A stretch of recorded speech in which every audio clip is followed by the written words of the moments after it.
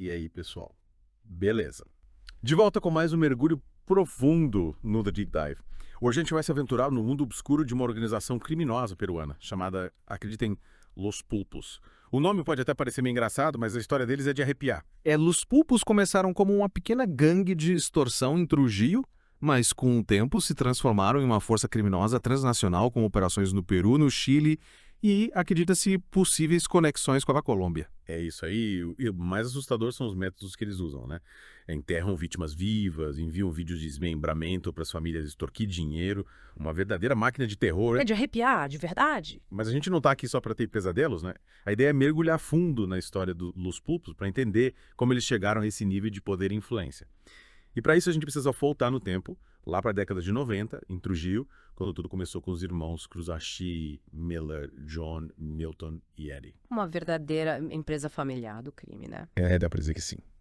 E o Peru daquela época era um terreno fértil para esse tipo de atividade. O governo Fujimori estava no poder, combatendo o terrorismo, mas as políticas neoliberais acabaram agravando a desigualdade social. Era um cenário de desemprego, pobreza, violência nas ruas. Um prato cheio para grupos como Los Pulpos, né? Totalmente. E foi nesse contexto que os irmãos Cruzares começaram a atuar, cometendo pequenos delitos no começo, mas logo migrando para a extorsão, que se tornou a principal fonte de renda deles. Exato. E eles não tinham papas na língua, não. Queimavam lojas que se recusavam a pagar, agrediam pessoas. A violência era uma constante. E o que me intriga é que, mesmo partindo de crimes menores, eles já demonstravam uma brutalidade fora do comum. Por que você acha que eles escolheram esse caminho? Por que essa escalada da violência desde o início? Olha, eu vejo isso como uma forma de impor respeito, sabe? Mostrar para a comunidade que eles não eram qualquer um. Tipo, se meter com a gente, o bicho pega. E, infelizmente, num ambiente já violento como o de Trujillo naquela época, a brutalidade acaba sendo diferencial, por mais terrível que isso soe. Faz sentido. E essa brutalidade era personificada em Miller, o irmão mais velho. Ele era impulsivo, explosivo e tinha prazer em usar a força bruta. Foi ele quem comandou Los Pulpos nos primeiros anos e consolidou a reputação da gangue como uma força implacável. E essa fase inicial foi crucial para o crescimento deles, né? Porque, mesmo cometendo crimes menores, digamos assim, eles já estavam construindo uma base de poder, intimidando a comunidade e estabelecendo uma rede de contatos. Com certeza. E essa base foi fundamental quando Miller foi preso em 95 por roubo. A gangue não só sobreviveu, como prosperou. Quem assume o comando é John, o irmão mais novo. E é que a coisa começa a ficar realmente interessante. A gente vê uma mudança na forma de agir nos pulpos. John era mais estratégico, mais calculista que o Miller. Ele expandiu as operações para além da extorsão, entrando no mundo dos sequestros, assassinatos por encomenda e até mesmo no controle de operações ilegais de mineração e venda de terras. Ele meio que profissionalizou o crime, né? Percebeu que para os pulpos crescerem, eles precisavam diversificar suas atividades, agir de forma mais organizada e principalmente explorar as brechas do sistema. E ele fez isso com maestria. A expansão para o controle de terras e minas, por exemplo, mostra uma inteligência estratégica. Eles não eram só brutos, eles estavam pensando a longo prazo, buscando consolidar poder econômico e territorial. E essa mudança de estratégia, essa visão de longo prazo, foi fundamental para transformar Los Pulpos de uma gangue de rua em organização criminosa de grande porte. Mas me diz uma coisa, ou se acha que essa profissionalização do crime sob o comando de John foi uma consequência da prisão do Miller? Tipo, ele aprendeu com os erros do irmão e decidiu agir de forma diferente. É uma possibilidade, sim. Afinal, o Miller era impulsivo e isso acabou levando à sua prisão. O John, por outro lado, era mais frio, mais calculista. Pode ser que ele tenha aprendido com os erros do irmão e optado por uma abordagem mais estratégica, mais discreta, mas não menos brutal. A brutalidade, essa aura de terror, continuou sendo a marca registrada nos Pulpos, mesmo com o John no comando, né? Ele não hesitava em usar a violência para alcançar seus objetivos. Verdade. A diferença é que, com John, a violência era mais cirúrgica, mais focada em eliminar inimigos e consolidar o poder da organização. E essa profissionalização da violência, combinada com a expansão das atividades, permitiu que Los Pulpos se tornasse uma força ainda maior, com influência que ultrapassava as fronteiras de Trujillo. E essa influência alcançou níveis assustadores, né? A gente vai falar mais sobre a expansão internacional dos Pulpos na próxima parte do nosso mergulho. Mas antes de encerrarmos por aqui, quero destacar um ponto que me chamou a atenção. A forma como eles exploravam as brechas do sistema. A gente vê isso no controle de terras e minas, na corrupção de policiais, na intimidação de autoridades. É verdade. E essa capacidade de se adaptar, de encontrar oportunidades em meio ao caos e à fragilidade do sistema é uma das características mais marcantes dos Los Pulpos. Eles são como um vírus que se infiltra nas veias da sociedade, aproveitando-se das suas fraquezas para se propagar e crescer. E é justamente essa capacidade de adaptação, essa maleabilidade criminosa que torna Los Pulpos tão perigosos. Mas a gente vai se aprofundar mais nesse assunto na próxima parte do nosso mergulho. Fiquem ligados. Pois é, no último mergulho a gente viu como o John assumiu o comando dos Pulpos, né? E como ele transformou a gangue, dando uma cara mais, digamos, profissional, mas a ambição deles ia muito além de Trujillo. É verdade. E eles foram além das fronteiras do Peru, né? Chegaram no Chile e talvez até na Colômbia. O que será que levou eles a expandir tanto assim? Olha, vários fatores influenciaram essa expansão, né? A pressão da polícia peruana tentando conter o avanço deles dentro do país, com certeza teve um papel importante. Mas acho que a busca por novos mercados, por mais oportunidades de lucro, também foi fundamental. Faz sentido, né? Se você já domina um território, o próximo passo é buscar novos horizontes, certo?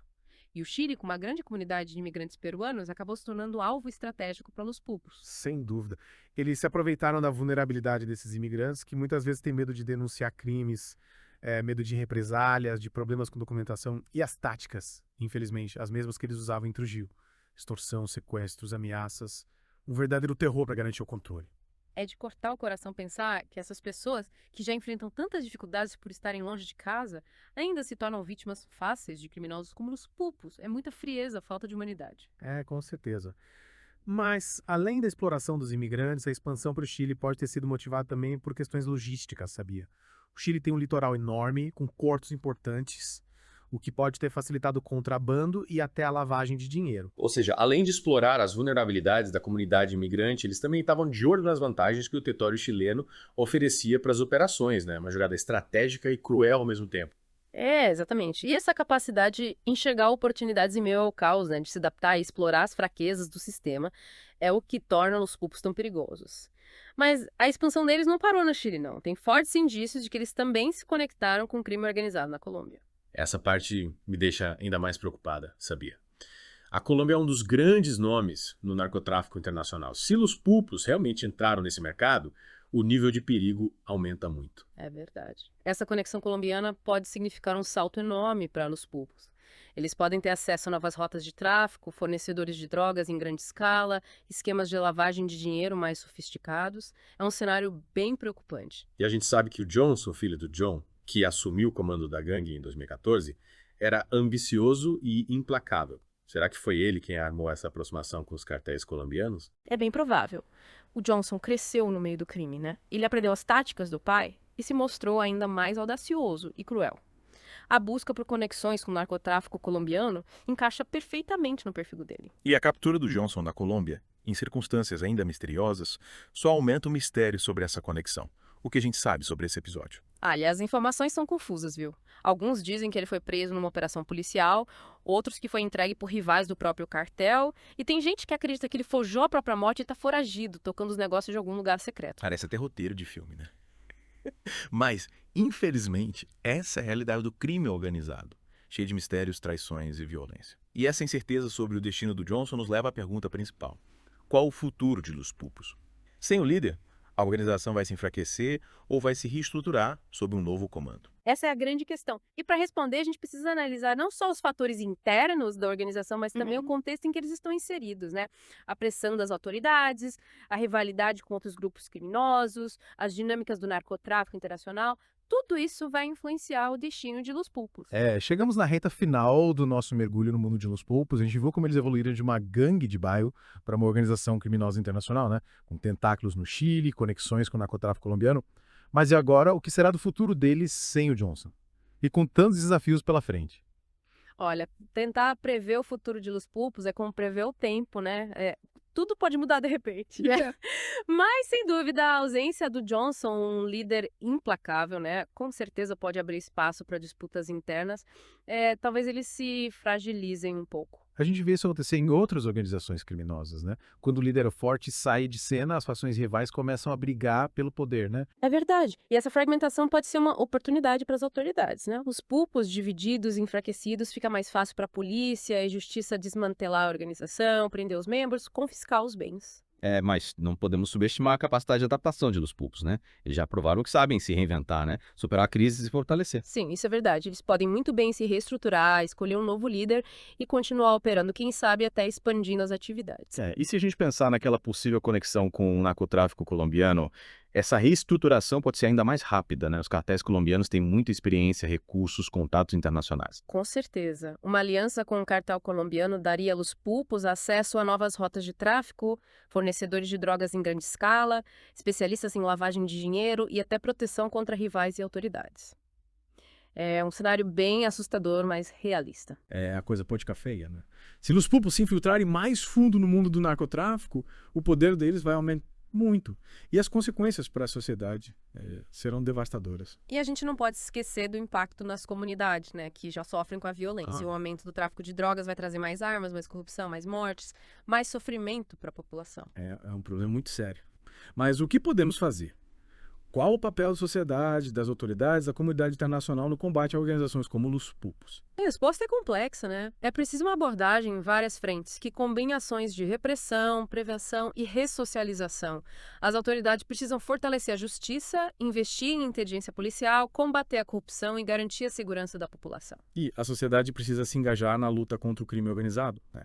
Denunciar atividades suspeitas, colaborar com as investigações, cobrar transparência das autoridades, promover a cultura da legalidade. É isso aí. Mas também não podemos esquecer das causas que alimentam o crime organizado, né? A pobreza, a desigualdade social, a falta de oportunidades. É preciso investir em educação, saúde, cultura e geração de empregos. Criar um ambiente mais justo e menos favorável ao crime. Então, a luta contra os pulpos e outras organizações criminosas é uma tarefa de todos nós, né? Um desafio que precisa ser enfrentado com coragem, determinação e esperança de construir um futuro melhor. Um futuro mais justo, seguro e livre da violência. É isso aí. E por hoje é só, pessoal. Espero que esse mergulho no mundo dos pulpos tenha ajudado vocês a entenderem melhor o crime organizado, né? Um fenômeno complexo e desafiador. Fiquem ligados para mais episódios do The Deep Dive, explorando outros temas fascinantes. Até a próxima.